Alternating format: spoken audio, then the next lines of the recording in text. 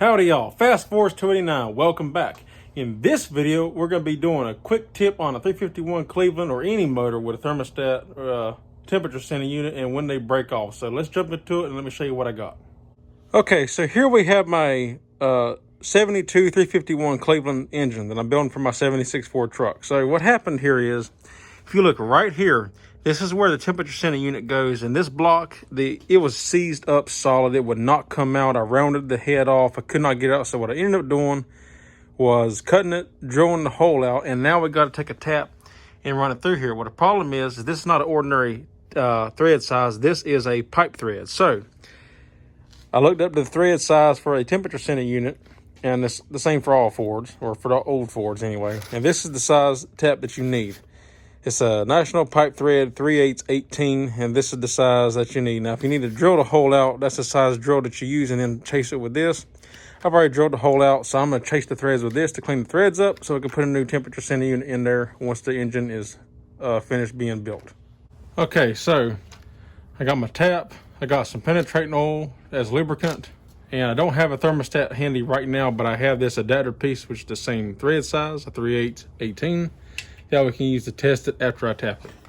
So we're gonna just soak our hole down real good and then get our tap started.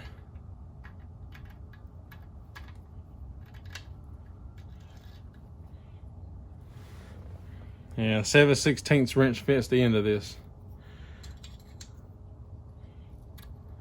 Just wanna make sure we keep it straight and even as we're going in, and just chase those threads and clean them out.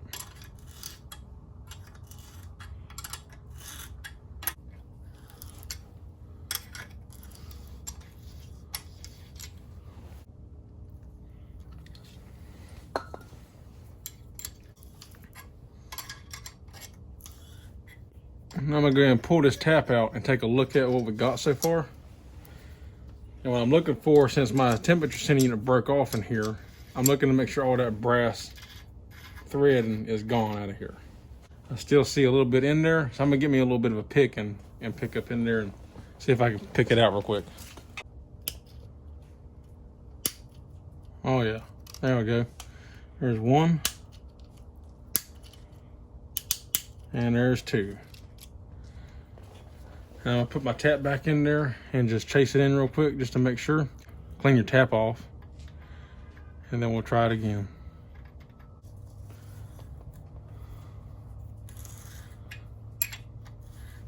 Obviously you don't want to make the hole bigger than the factory did, but because the pipe thread tapers as it goes in, just want to clean them threads that are already pre-existing out.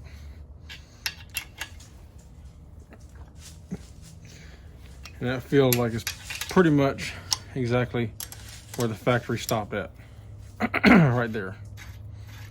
So you don't want to go all the way through with your tap, then you're making the hole bigger. And you can see here, if you look closely, what I'm talking about, how it's tapered. You can see how the sides are tapered. It's narrower at the top here than it is at the bottom. Now we can take our test piece and just thread it in there and make sure it's going to thread in there like it's supposed to. And it should thread in there nice and bottom out with some threads still showing, just like it would with a temperature sensing unit. Because if it bottoms out and there's no threads showing, then we got a problem. It won't seal because you can't tighten it down enough.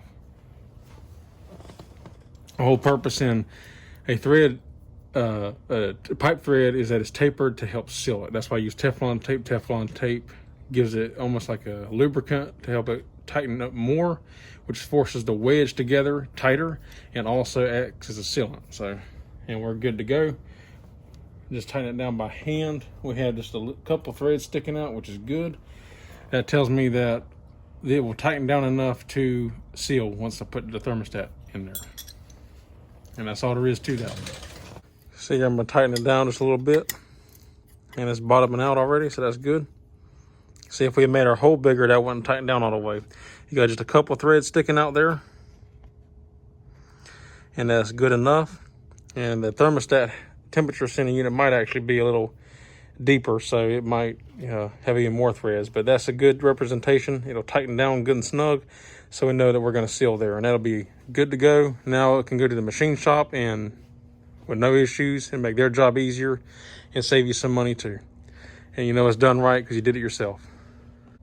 Alrighty guys, that's all there is for this one. That was a quick, simple, easy video. I just want to show y'all that in case y'all run across this problem and think, oh no, what do I do now, right? If you got a stuck temperature sensing unit, what I did, like I said, is it broke off, it rounded the edges off. I wish I showed you beforehand, but I'd already done it because I was trying to get it out, and then I kind of quit on it. I tried to easy out, it wouldn't come out. It was just seized up in the threads. It would not come out. So I ended up cutting the end of the temperature sensing unit off, and it actually has like a little bit of a hole in the center, so perfect as like a indentation or like a pilot for your drill bit. I just drilled it out until I could just barely see the threads of the block show through the brass.